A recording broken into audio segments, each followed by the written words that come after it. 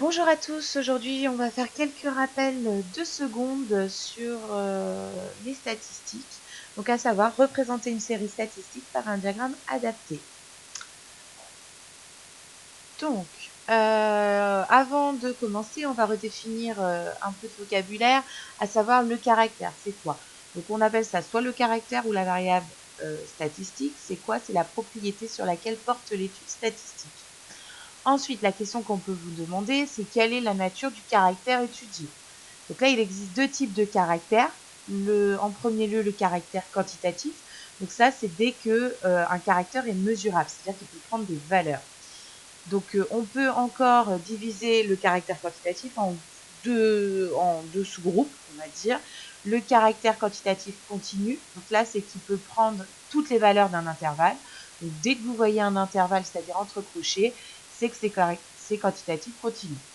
Ensuite, vous avez le caractère quantitatif discret. Donc là, c'est qu'il peut prendre qu'un nombre déterminé de valeurs. Donc en fait, dès que ce n'est pas un intervalle et que vous avez des valeurs, c'est quantitatif discret. Et le deuxième, donc grande catégorie, c'est le caractère qualitatif. C'est dès qu'un caractère n'est pas mesurable, dans ce cas-là, c'est qualitatif. Donc pour comprendre un peu mieux, on va voir des exemples. Donc si je prends l'exemple de la taille des élèves d'un lycée, donc c'est mesurable, on peut le mettre sous forme d'intervalle. Donc là, par exemple, si j'ai un intervalle de 140 à 200 cm, donc là, c'est forcément un quantitatif continu parce que j'ai affaire à un intervalle. Ensuite, si je prends un deuxième caractère, là, le nombre d'enfants par famille, là, c'est pas sous forme d'intervalle, mais c'est mesurable, donc c'est quantitatif discret. Et pour finir, la couleur des yeux, la couleur des yeux, c'est pas mesurable, donc ça va être qualitatif. Donc maintenant, la question qu'on va se poser, c'est en fonction de la nature du caractère, lequel diagramme va être le plus adapté pour représenter cette série statistique. Donc on a le diagramme en bâton. Donc celui-ci, il est particulièrement adapté pour les séries statistiques à caractère quantitatif discret. Alors, on peut aussi l'utiliser pour qualitatif, ça fonctionne. Après, vous allez voir par la suite que ce n'est pas vraiment celui-ci qu'on va utiliser. On utilisera plutôt un autre type de diagramme. Donc, si on prend l'exemple qu'on a pris tout à l'heure, donc quantitatif discret, vous êtes d'accord avec moi que le nombre d'enfants par famille, c'est quantitatif discret. Donc là, si je devais interpréter le diagramme, on s'aperçoit que il y a 25 familles qui possèdent deux enfants dans chaque famille.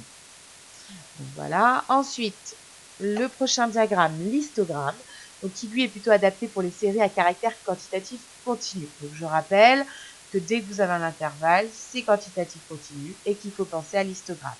Un histogramme, c'est quoi? C'est constitué de rectangles accolés dont les hauteurs sont proportionnelles aux effectifs ou aux fréquences, si les largeurs des colonnes sont égales, bien sûr. Donc là, si on reprend l'exemple des tailles, donc là, si je regarde et que je dois interpréter cet histogramme, je m'aperçois de 1,40 m à 1,50 m, j'ai 10 élèves qui se trouvent dans cet intervalle. Et pour finir, on a le diagramme en secteur qui, lui, est plutôt adapté pour les séries à caractère qualitatif. Chaque modalité y est représentée par un secteur dont l'aire est proportionnelle à l'effectif ou toujours la fréquence. On vous demandera très régulièrement de calculer les fréquences. Donc là, si je devais interpréter, on s'aperçoit que la majorité ont les yeux marrons, à savoir 44%, suivi de 32% pour les yeux bleus. Donc voilà, donc si on devait faire la synthèse de ce qu'il faut retenir de cette présentation, à savoir que le diagramme en bâton va plutôt s'en servir pour les caractères quantitatifs continus. Alors j'ai encore précisé ou qualitatif, mais on a bien dit que ce n'était pas celui qu'on allait choisir préférentiellement. Ensuite, l'histogramme qui va lui être pour le caractère quantitatif discret. Et en dernier lieu, le diagramme en secteur qui lui est pour caractère qualitatif. Donc voilà pour cette vidéo. Je vous laisse la revisionner s'il y a des choses que vous n'avez pas compris. Et je vous dis à très bientôt.